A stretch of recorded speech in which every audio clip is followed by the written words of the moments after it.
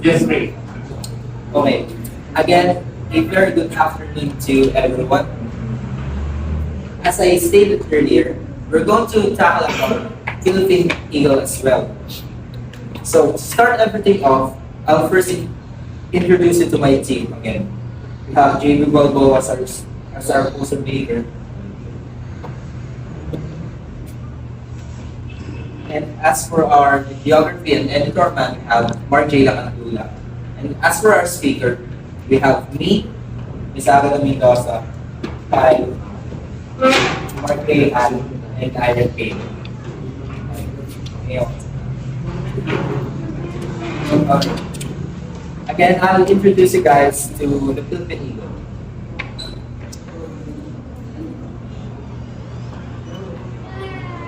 So, the Philippine Eagle, as you can see, we have a picture right there. The Philippine Eagle, also known as the monkey-eating eagle, is endemic to the Philippines and is considered one of the most largest and powerful eagles in the world. Its origins trace back to the islands of the Philippines where it has evolved over millions of years to become a magnificent predator. The Philippine eagle, our national bird, is the largest eagle in the world. This magnificent bird probably stands around 1 meter in height and has a wingspan of about 2 meters. The head, the head is adorned with pointed crown feathers known as a crest and possesses a massive arched beak. Okay, for more information, let's move on to our next speaker, Ms. Agatha. With that, thank you, Ray. So now, based on what Ryan said, it is also or commonly known as the monkey-eating eagle, which was the most endangered species nowadays. And to add more fact about Philippine eagle, it is remarkable in their hunting skills ability despite of its large size. And it can travel among 80 kilometers per hour or 50 miles per hour. To add more, let's move to our next speaker. Thank you, Agatha. So again, good morning, ladies and gentlemen, and especially to you, our VIP, Mr. Henner Pascual. After all of knowledge that my co-members have shared, we learned that Philippine eagle is critically endangered, wherein their population drastically dropped to 500 pairs in the wild, and leading for its species to be classified as critically endangered species, and classified by the IUCN Red List as a critically endangered species. And I know that most of us is wondering how does the government will maintain the species of the Philippine eagle running through the years. But before anything else, may I know who among you has an idea what is genetic engineering? Please raise your hand. Ay, wala. Ay, if not, based on the University of Missouri,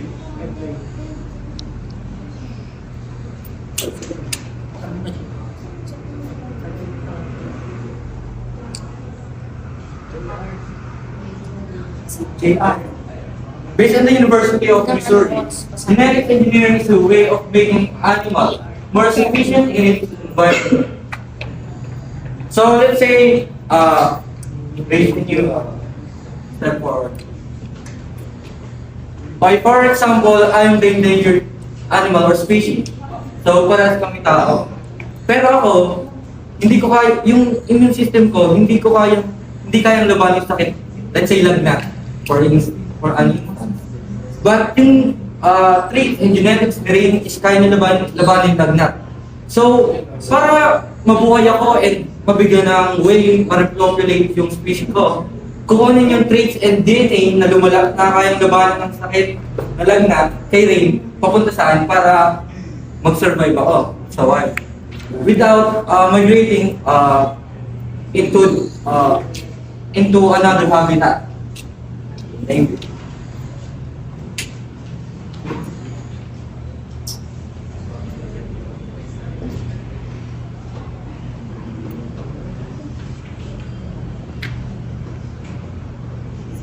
And going back up to the Philippine Eagle, after the intriguing information of the collapsing population of the Philippine Eagle, many group and organizations, especially the government, is finding ways on how to conserve the species of the Philippine eagle. And is obviously the genetic engineering or genetic diversity. The researcher genetic analysis revealed that the Philippine eagle is distinct from the species based on two mitochondrial regions and the nuclear intron, and more closely related to a smaller species of snail eagles of the subfamily Cercinae, Harpy eagle Harpyia, and the Persian eagle Morpheus guanensis. So ito po sila.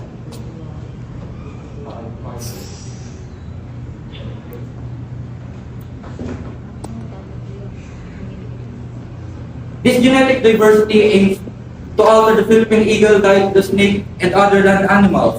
As the main prey of the Philippine eagle, the monkey is monkey. That's why it is called a monkey-eating eagle.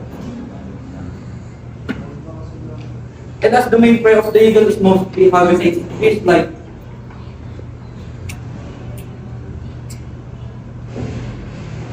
flying femurs, palm civets, flying squirrels, and monkeys. As this count drops, the prey of the Philippine eagle will also be more difficult to find. And this is because of the dwindling numbers of attributed to habitat loss and other anthropogenic activities. So what does anthropogenic activities mean? Anthropogenic activities means is yung pagpuputol ng mga puno sa mga forests para magtayo ng subdivision, para matira ng mga tao. And in that way, yung main diet ng Philippine eagle na nakatira sa trees, mawawal ng habitat, so bababa rin yung population ng pagkain ng Philippine eagle. So mahirapan mo sustain ng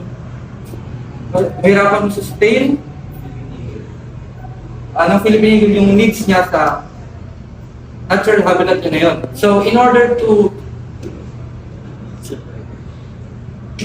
prevent Philippine eagle from migrating to another habitat, inintroduce nila yung biodiversity, wherein yung genetic ng snake-eating eagle is i-alter sa DNA ng Philippine eagle para yung main diet ng Philippine eagle is ma-redirect sa snakes.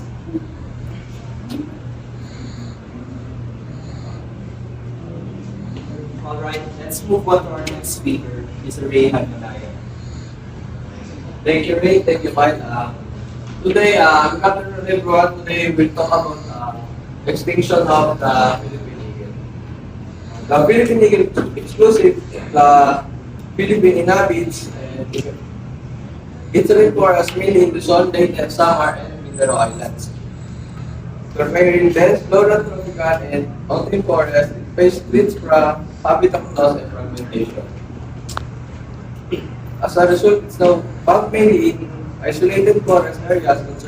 Conservation efforts are vital to safeguarding this iconic bird and its habitat. Today we will talk about the coast. The Philippine eagle is critically endangered due to several factors.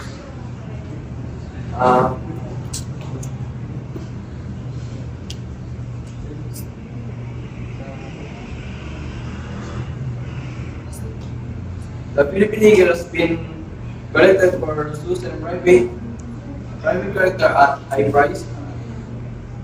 And some individuals have been stolen from their nest for selling bird collectors. The eagle are also hunted for food or shot for recreational purpose. Today we will discuss about the effect. The effect is Philippine eagle is currently facing the threat of extinction due to habitat loss hunting, pesticide accumulation, and the impact of climate change. Deforestation, commercial timber, obstruct the expanding agriculture of this land and prevented their habitat by illegal hunting and their hunting murder. Okay, then, for our last speaker, we have Iron King.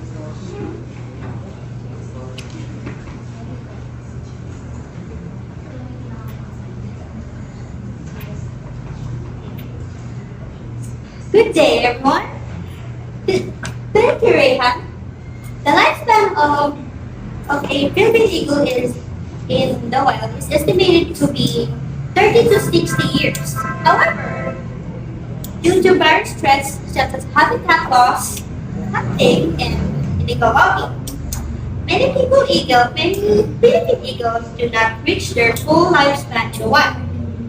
In captivity, they can live longer, sometimes up to 40 years or more, with proper care. Now, let's begin on how to take care of the Philippine eagle.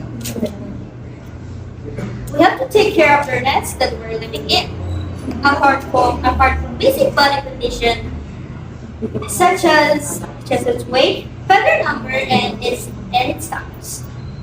The presence and absence of antiparasites, among others. We also do blood as well as assays with chest exposure to diseases such as aspergillosis, avian flu, and Newcastle screen. We want to be certain that our eagles are healthy, safe, and disease-free.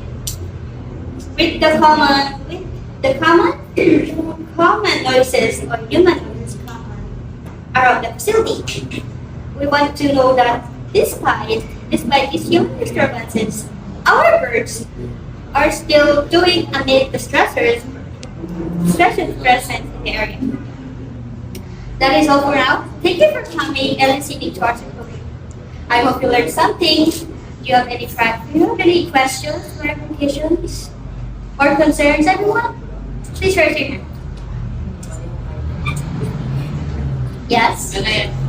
What is the scientific name of the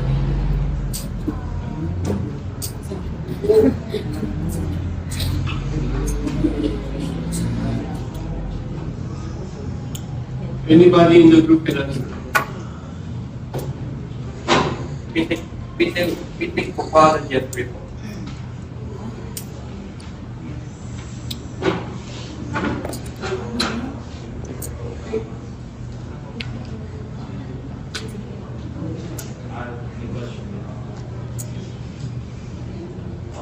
So many ways to preserve the extinction of Philippine eagle. How would you let the eagles stay healthy and in good condition? Like, are you going to keep them in the zoo or in the wild? Because, hey, there are several factors kapag nasa zoo sila. First of all, and especially yung hunting, kaya mas vulnerable sila sa extinction lalo. Or dun sa zoo na makikip sila, mag-iiba yung ugali nila. But at the same time, makikip yung health nila. So, ano yung pipiliin? Yung pagpunta sa zoo, ay kung sa zoo ba nila or sa wala? So, dun sa sinabi mo, much better if yung preservance nila is nakikita dun sa monitored wildlife or forest para mas magawa nila yung natural na gawain nila sa hunting ng foods or kung ano man yung ginagawa nila.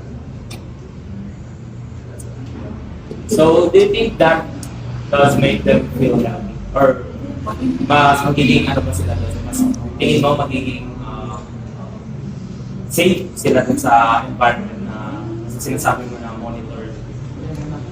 Actually, yes. Kasi, first of all, natural yun. Then, at the same time, mag-monitor din siya ng mga Philippine eagle na nalagaan.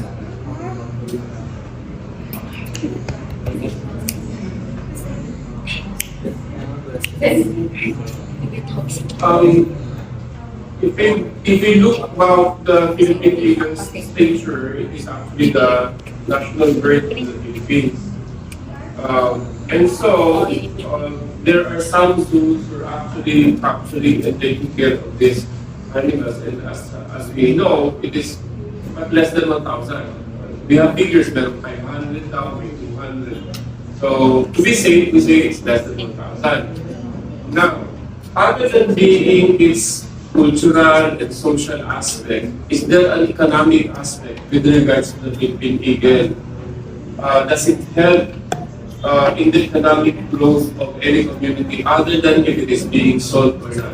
Kung hindi natin siya ibebenta, meron ba siyang other economic contributions to our forest? Actually, sir, yes, meron. Nababawasan po yung overpopulations ng ibang animals na kinakain ng eagle. For example nga po, yung monkeys po, nakakontrol po yung population nila para po hindi lumaki. Okay. So, thank you for being. What is your team number? CC po.